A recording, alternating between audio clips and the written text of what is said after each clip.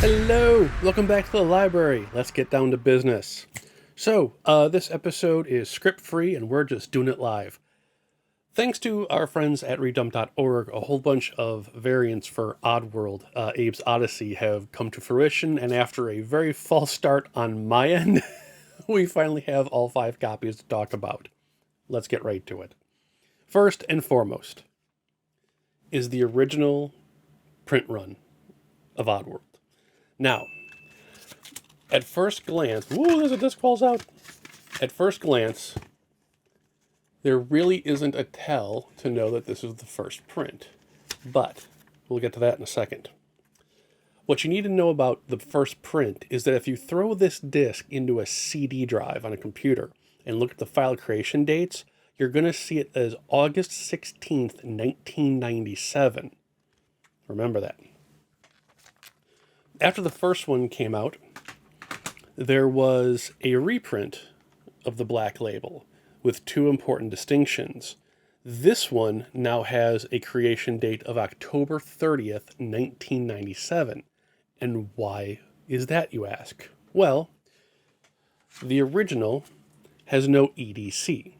And the EDC was an error and correction format, sort of like a anti-piracy scheme, where if you made a CD copy of the game and the game went to check for those garbage tracks and they weren't there, the game wouldn't boot or would just hard lock. Welcome to the 1990s. Now, if you don't have a CD drive to check the dates, there is, I can't guarantee this, I think I might have just gotten lucky on my first attempt. However, let me make sure I line this up right. This is revision 1. Okay.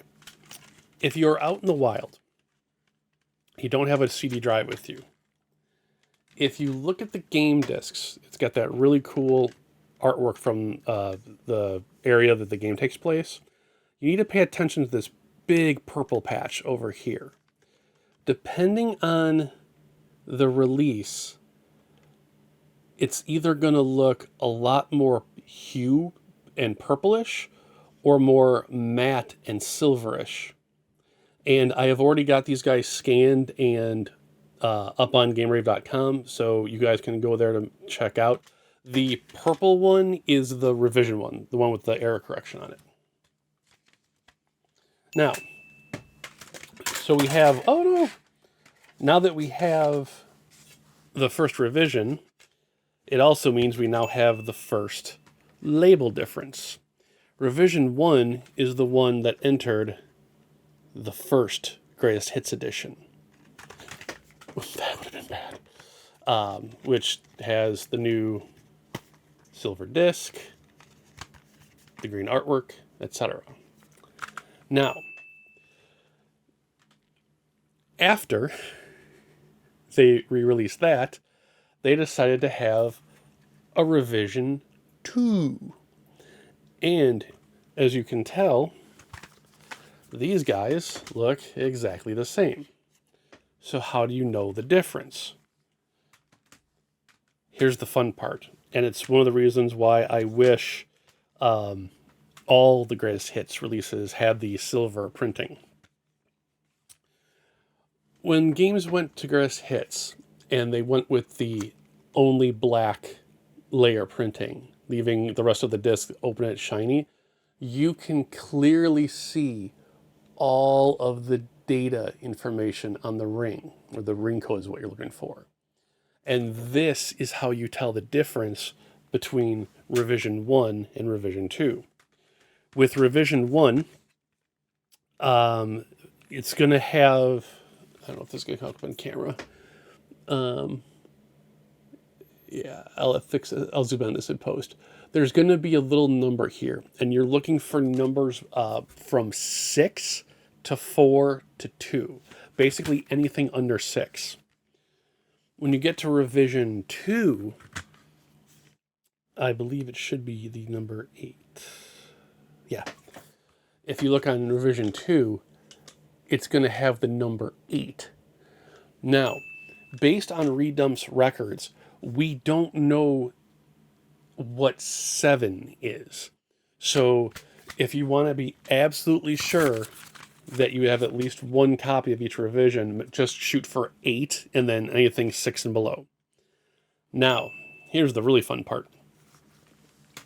After revision 2 was released, the actual main difference for the reprint is that they added in a what is essentially a commercial for the sequel, Exodus, that you could actually watch before you got to the main game. So that's what the main part of revision 2 is. However, after this got reprinted, they then went and reprinted it again with a darker greatest hits label. So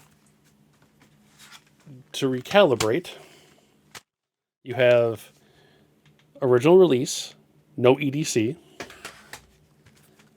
revision 1 with the EDC, greatest hits revision 1 EDC, greatest hits revision 2 EDC plus the commercial, and then all of that with the darker green label.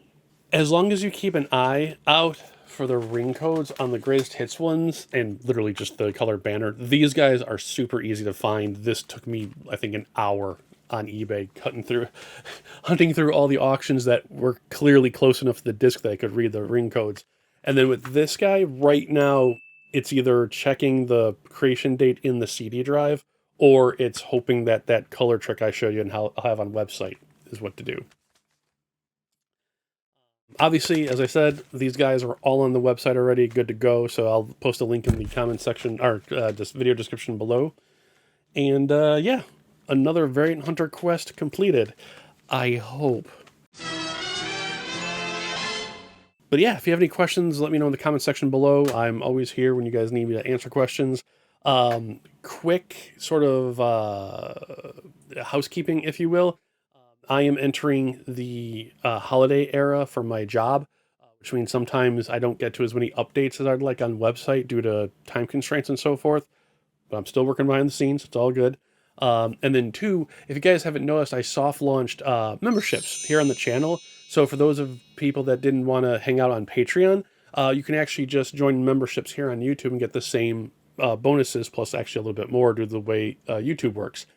If you sign up for the membership, you get a hand-drawn postcard from me for free, and then you get your name permanently etched into the credits of Game-Rave TV, and then on the website, on what is now currently the Patreon page. We'll have to change that to something else. Plus, here on YouTube, the membership also gives you access to little user icons, and in order of how long you've been a member, you start off getting one of each of the case variants, so jewel case, long box, greatest hits, and collector's edition.